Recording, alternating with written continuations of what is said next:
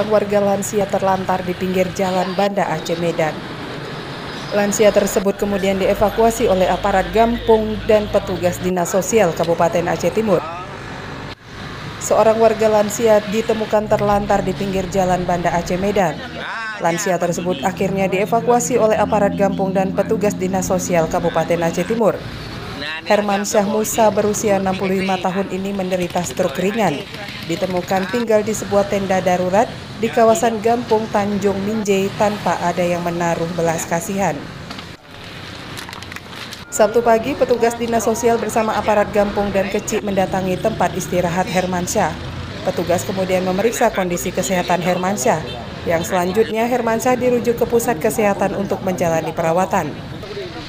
Usai pemeriksaan, lansia ini didiagnosa menderita lumpuh ringan, namun tidak mendapat perhatian dari sanak keluarganya selama ini.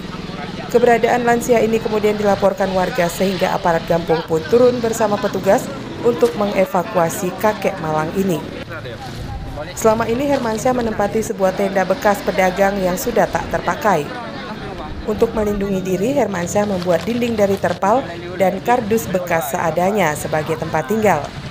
Untuk keperluan makan dan minum, Hermansyah hanya berharap uluran tangan daripada warga sekitar yang bisa menyumbangkan makanan dan minuman kepadanya.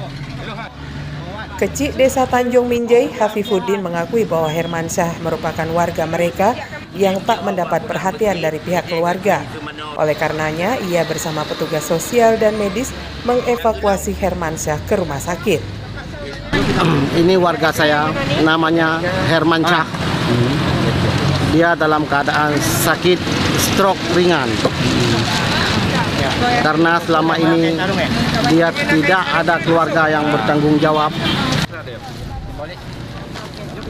Tak hanya Kecik, begitu pula Kepala Dinas Sosial Elviandi bersama stafnya langsung terjun ke lapangan untuk meninjau langsung ke lokasi.